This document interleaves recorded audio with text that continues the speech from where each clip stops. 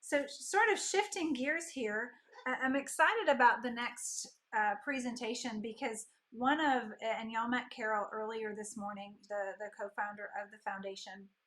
And one of the things that she's really passionate about is bringing fertility benefits. You know, she did this, or her husband did, or she did. I think she came up with the content, and so basically, that infertility treatment is not necessarily expensive. It's expensive because it's not covered.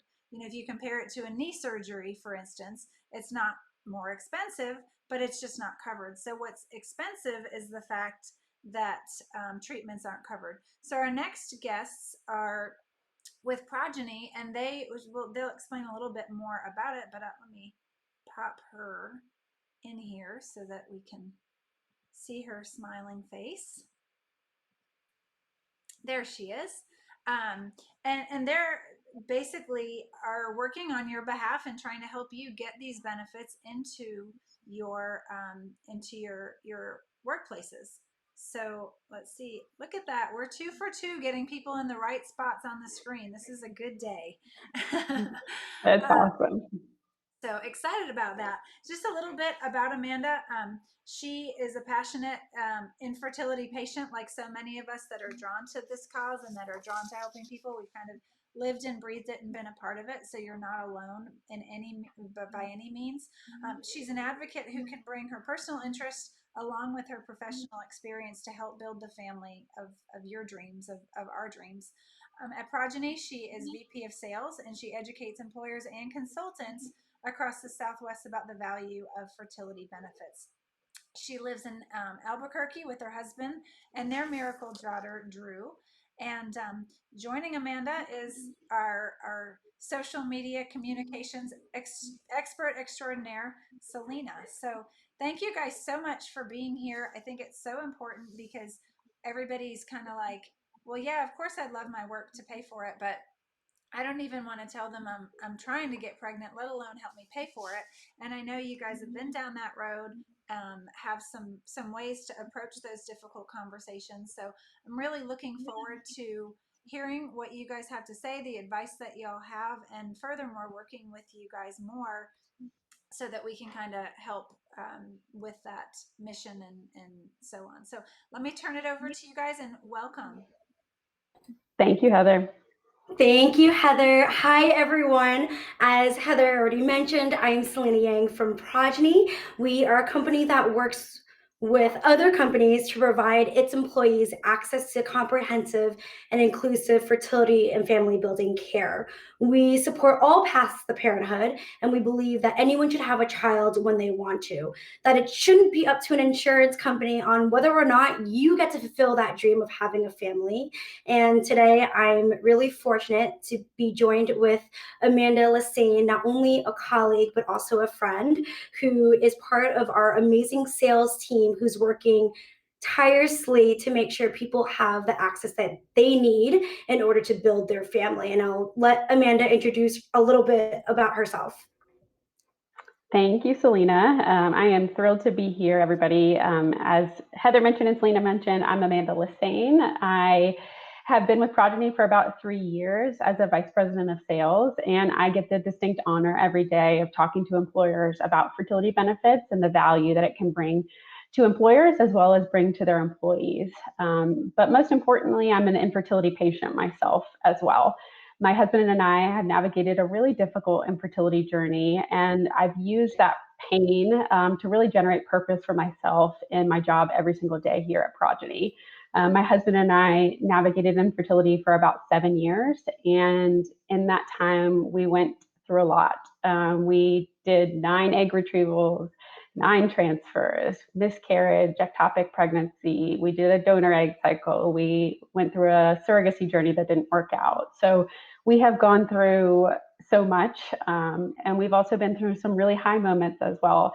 As Heather mentioned, my story has a happy ending. I gave birth to a beautiful daughter 6 months ago. Her name is Drew, and she's an absolute miracle. But I realize the people that are listening into this may not be in that situation right now.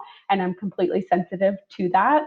And I'm so passionate about helping you guys find coverage that you need in order to help you build your family.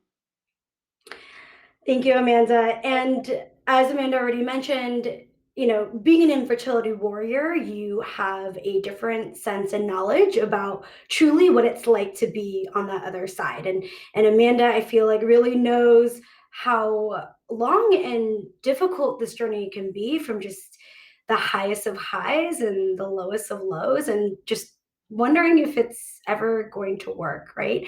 And today we're going to dive into just why it's so important to advocate for yourself, the importance of employer sponsored coverage, and what you can do to make the case for fertility coverage at your organization. I think it's a lot to unpack in the next 30 minutes, and so let's just get started. Amanda, as you know, we just briefly glossed over about your journey.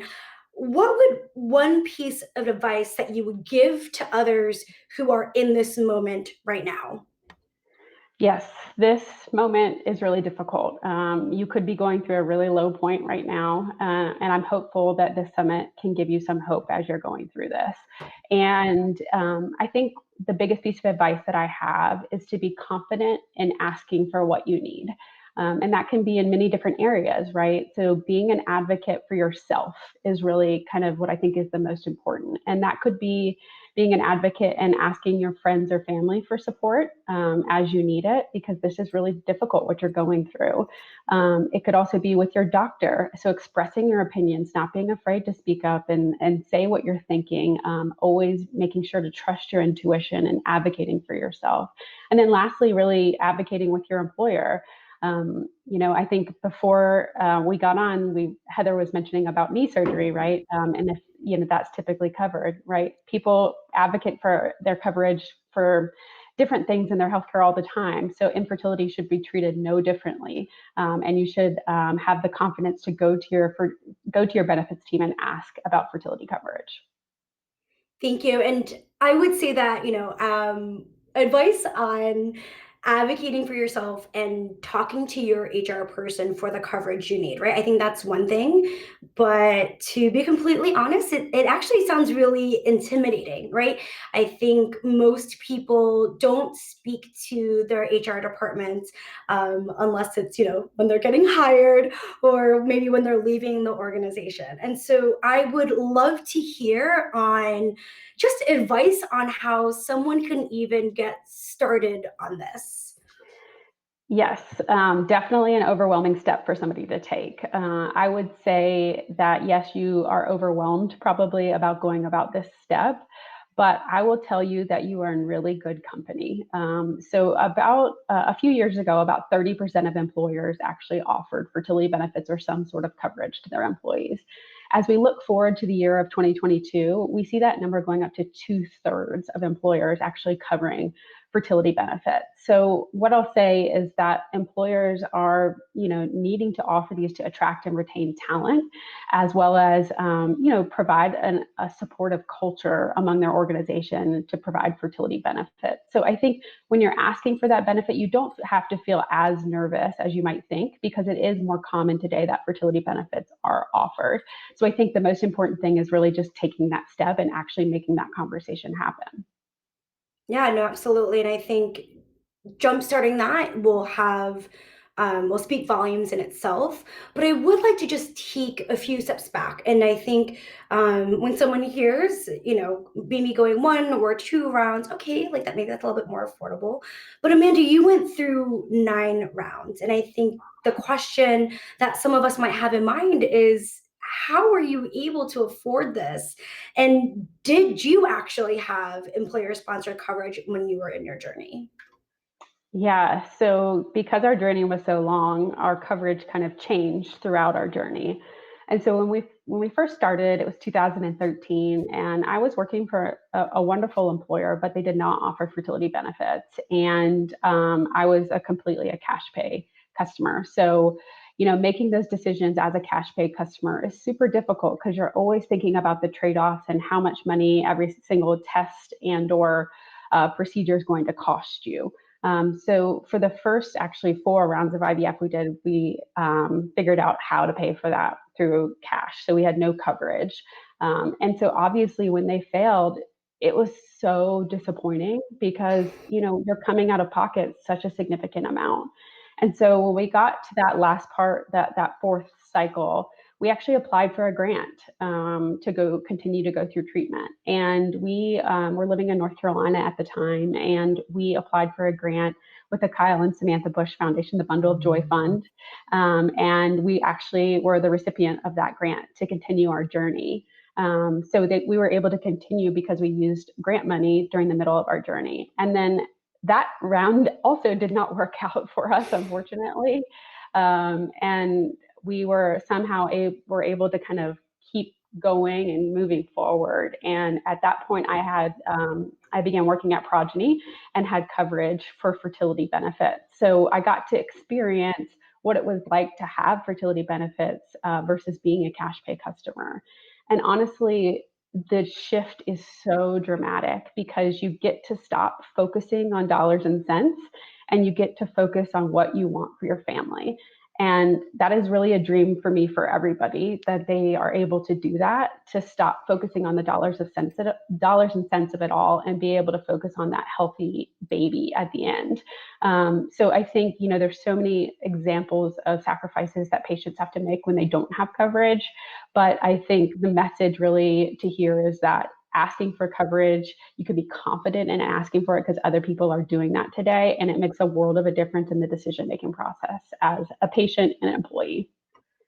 Yeah, no, absolutely. And I think we see this all the time, right? Like, a fertility patient should just be a patient. They shouldn't also have to be figuring out all of the logistics, being an accountant, figuring out how do you remortgage your house for the third Yeah, time. And I think that layer of extra financial stress, I mean, it really impacts how the entire journey can play out. And we talk about this all the time, of things that you then compromise in care, and it's just like, why are we compromising for things when the end goal is to just have a single healthy baby? That's all. I mean, that's all we ever want. That's all the patient ever wants. That's all the doctors ever want. And yeah, and why is there policies in place to make that such a battle when it just really doesn't need to be?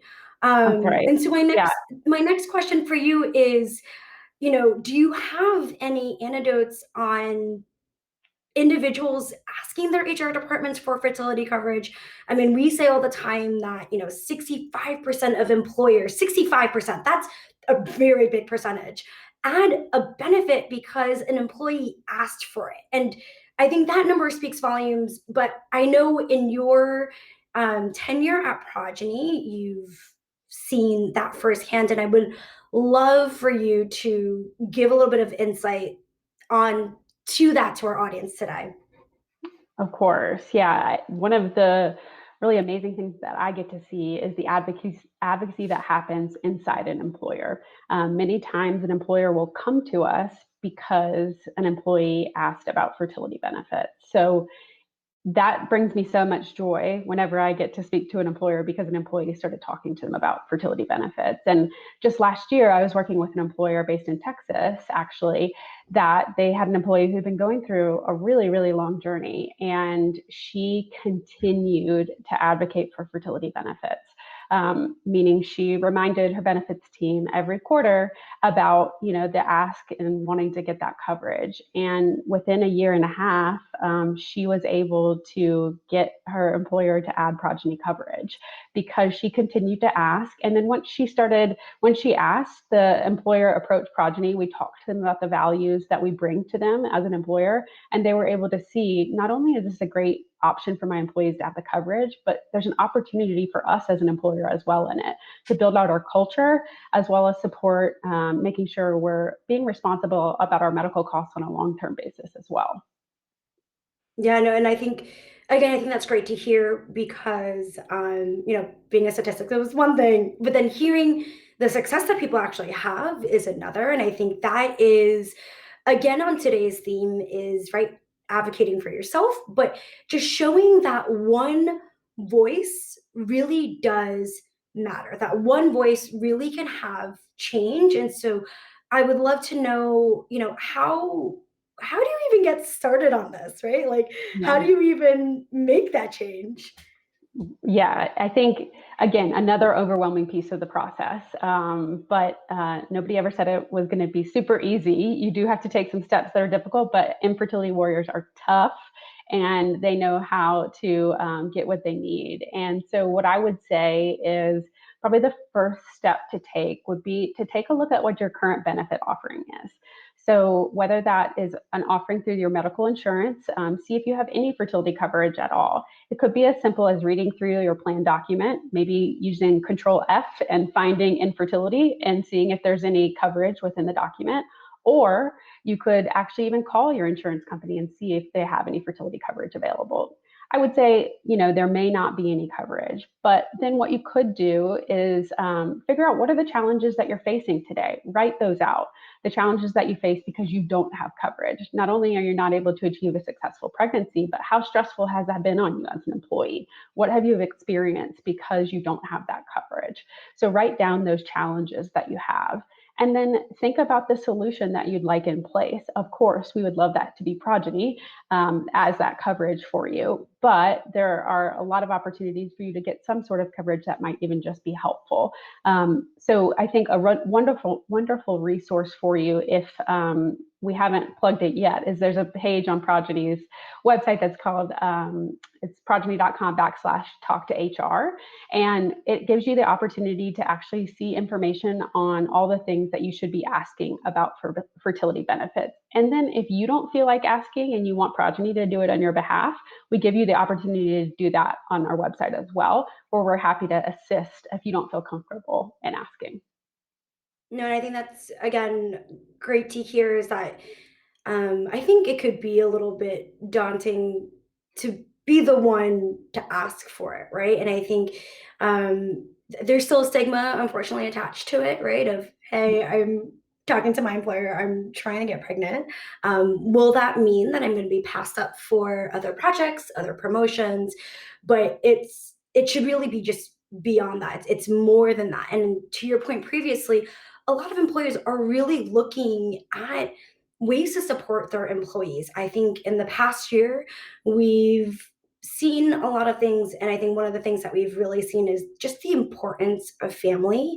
And for those who can't build it, it's just another reminder of so. And employers are realizing that and they want to do right by their employees, which is so great to hear as we continue to see and grow, but as society continues to evolve as well. And so while you're asking for coverage, or if you're asking Progyny to ask for coverage, do you suggest for people to look for support from other colleagues? Should they be signing a letter, or can it really just be like a solo mission on your own? Yeah, I think this is going to depend on the culture of the organization, right? This is going to look different based on your employer. And I think you are the most familiar with what that looks like for you specifically. But I would say it's always important to lean on others if you can, if you do have that opportunity to do that. So many times within employer organizations, there's company resource groups. So sometimes they're called employee resource groups. And this can be on different topics, whether that's family building, that is, LGBTQ family building. There are different ERG groups that could potentially be a good place for you to start. And not to mention, there might be some parenting groups that exist. Maybe there's been other people that are parents that have had challenges. So I would say look in those employee resource groups first to see if there's other people that are looking to advocate for fertility benefits. And by no means do you have to have, a list of people to go with your HR team. One person can definitely make change, and one person's voice is so powerful. And I am telling you firsthand, I consistently see that as a reason that employers come to talk to Progyny every single day is because one employee came and asked about fertility benefits. And I think, again, that is encouraging to hear. We have these antidotes for a reason, and Progyny in itself has been able to grow because of that, right? I think in 2016 we launched with only 5 clients, and now we have over 180. It shows the breadth of what people can do. And again, to your point, some of those people are because they asked for it, right? Yep. Okay, so I know, so I've made the list and I looked at maybe areas that I want to enhance, and I have the courage to talk to my HR team. But I have a silly question of, how do I even get started? Like, do I just email my HR team? Do I Slack them? Do I write a formal letter? Like, how do I actually physically go about it? Yeah, I think to go back to that point again about culture, right? I think the culture is different in every organization. So I think tap into whatever that might be so that you can kind of get to know your benefits team the right way. I would say no matter what, I think there is always an opportunity to, when you make this ask, to do it through email if that's the most comfortable for you. The nice thing about email is it gives a tracking element to it that you're able to kind of track the history of that ask and continue to follow up on it. So that can be a nice opportunity through email, or it could be an email to set up a time with your benefits department to talk through the actual need. Of course, I would love if everybody could spend time with their benefits department to talk to them about the real challenges, because honestly, benefits leaders want to see their employees happy. And I think that when they hear the heartbreak that you're navigating through and that you don't have the coverage and maybe how much you're coming out of pocket, they might feel the empathy to want to help. So I think being in person, if you can, has a lot of benefits in it too. I think just the benefit of having an email to track your history is really important to make sure that you're documenting the ask that you're making of the team. But ultimately, it's important to know that there is a lot of benefits in this for employers. This isn't just for employees, right? Employers see a significant benefit when they implement Progyny, whether that is an opportunity to build their culture or it's an opportunity to reduce downstream medical costs from the cost of multiples that might come from IVF when it's not covered. So there is an opportunity for employers to really make a big change within the organization from a culture perspective, but then also be responsible on the medical costs associated with fertility. No, absolutely. And I think also, I mean, the reality is if you talk to your HR benefits, manager or executive, they most likely know someone in their inner circle who has struggled to build their family. 1 in 8, it's a rate that's, we say this all the time, higher than diabetes, higher than asthma. So the reality is they probably know someone. And I know that some of our HR that we work very intimately with, it's maybe their daughter or maybe they gone through it themselves. And so I think, to your point, that extra layer of empathy, and sharing that side of you of vulnerability can really speak volumes. I would also say that if you yourself, if you're not comfortable doing it and you want to maybe advocate on behalf of a colleague, that's okay too. And I think you can fill in some of those gaps of the length and the journey and speak it on behalf of someone else. And it still has the same volume. I don't think it necessarily needs to be like you telling your own story and why this is so hard for you. I think at the end of the day, they just need to hear from you. They just need to hear what they can do to help support you. And with that, I would like to ask you, Amanda, is there anything else that you would like to tell our audience today? Because I really do hope that people walk away from this feeling just a little bit more confident and feeling a little bit more empowered to take this into their own hands. Amanda, do you have any parting thoughts? Yeah, I mean, I first want to acknowledge that this journey that you're on is really hard and difficult. And I'm sorry that you're navigating it. It is really difficult. And you have endured some really tough things as you navigate. And I hope that today we are able to give you the confidence to be able to ask for what you need from your employer as well as from your friends and family in the form of support. I think you deserve all of that support. You deserve the courage to seek that successful outcome and have that happy ending. So I'm hopeful that we can give you the confidence that you're in good company when you're asking for fertility benefits. And, I wanted to leave with just kind of one parting thought that I think can really inspire somebody. And It is the words of the late, great Ruth Bader Ginsburg. And she said, real change, enduring change happens one step at a time. And so I hope that this session has really encouraged you to just take that first step and start asking or start talking about fertility benefits. Thank you, Amanda. And a big thank you to Heather and Danielle for putting together this summit and for this audience for joining us today. Again, we really hope that you found insight on how and why you should advocate for yourself. And again, if you have any questions or you don't really know where to start, I would definitely check out progyny.com. That's progyny.com/talk to HR. We are here to help you take that first step. We are here if you have any questions. There is no dumb question on when it comes to fertility coverage. It's like deciphering, old textbooks, in my opinion, sometimes, for the way that insurance policies have put it together. And again, we hope that you have the confidence to do so. And with that, I hope everyone enjoys the rest of the summit. Awesome. Thank you. I'm gonna pop in here real quick. There was a couple quick questions. Oh, sure, yeah. And I just, one of the things that we're passionate about, and Carol's really led the charge, is that we want to get out and talk to employers and help make positive change for folks as well, because it's so important.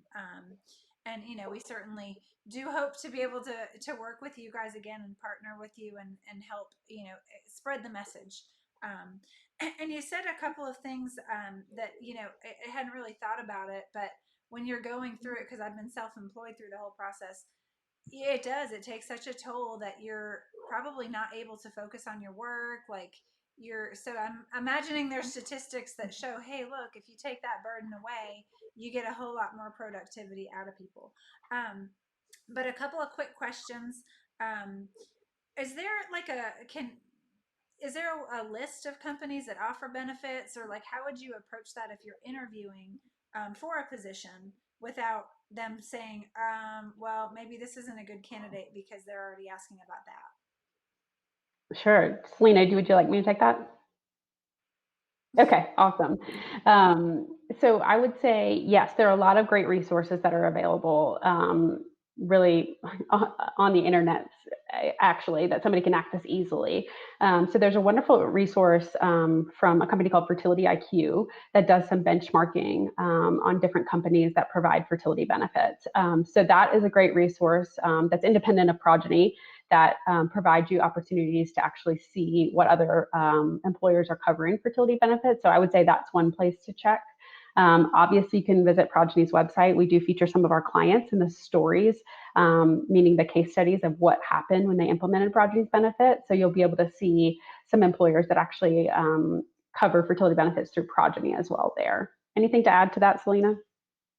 I would say that anecdotally, just from, again, talking to these HR execs, is it's for them too. Like Amanda had mentioned, it's on, not only retention, but attracting new employees. And I've talked to a company that is still a client with us today, and they said they added a benefit because they lost candidates. They lost candidates because their rivalry has a benefit. And it's no secret that this is something that is important. It's no secret that employees seek for this. And the reality is that if you are an employer, if you're a leading employer providing this type of coverage, it speaks volumes to how you treat your employees. It speaks that you support a diverse workforce. It says that you are, family first, and that you will treat your employees like family. And so I think it's a good tell sign of what that culture is going to be like as well. Yeah, and I'll also add, Heather, I think to Selena's point, it's a really good point that as employees are thinking about asking for this benefit, to think about it with a frame of reference that it is great for the employer to cover fertility benefits, not only for the attraction and retention and the culture build, but also when we look at Progyny's book of business data, it's actually really stunning what we see in terms of the actual outcomes that patients receive when they have fertility benefits. So just a small example of that is the average kind of when somebody's going through fertility treatment, it usually takes them about 2.2 IVF cycles to get pregnant. When they're using the Progyny benefit, it takes about 1.8. So they get pregnant faster because they have the treatment available to them that enables them to get pregnant more quickly. In addition, they're less likely to get pregnant with multiples, and that can be, really costly to an employer to have multiples on the plan. So do think about this from an employer perspective too, that there's opportunities to drive culture as well as cost savings for the organization. Perfect. And one last question, I know we're running late. It's just two people asked actually, like pregnancy is like a protected, I don't want to say class, but what have you. But is there any risk for being fired or losing your job because you're asked, because you're not technically a protected class at that point? Do you run risks? And I guess that might be a legal question, but I was going to let Selena answer that because of that. Yeah, I was gonna say that definitely is definitely more of a legal question, and I would say that that is something that we hear from patients themselves, right? That might be one of the reasons why someone doesn't want to take that next step, kind of what we were saying before. Like, you don't want to tell your employer that you're trying to get pregnant, you can't get pregnant. Am I going to get passed off for a promotion? Am I going to get less work? Am I going to all of a sudden be fired? And I honestly think the society that we're in now, not that I can guarantee that, like, if you ask for coverage, like, nothing bad will happen, just because of we're not like Australia, like, they're, our system's a little bit different. But I would say that because us as society, that people are being more open about the struggle of building a family, and that there's such an emphasis and importance on family, you'd be really surprised as to how empathetic and sympathetic that your manager or your employer will be. And I think even if you are going, and we talk about this all the time internally, is like, if you are going through treatment and you're not really sure if you should talk to your manager about it, we say that you should. You don't necessarily have to say that it's for infertility, but just let them know that you have a medical diagnosis, because it is a disease at the end of the day. It's not just a, oh, darn, I can't wish, couldn't have a baby today. Like, no, like, this is a disease, you know, classified by the World Health Organization. And the reality is, and you talked about this earlier, it should be covered. If you blow out your knee, it's covered. If you have asthma, it's covered. Why is infertility any different? and I think if you pose it like a disease, then it does become a little more protected. So awesome. Yeah. Exactly. Well, you guys, I appreciate you so much taking part of your Sunday to be here. We as a foundation love what you're doing and how you're supporting patients and communities and so forth. So thank you so much for being here. And we look forward to doing more together in the future. Awesome. Thank you, Thank Heather. you. Thank you for putting this together. Of course, you guys have a great rest of your day. You too. Bye. Bye bye.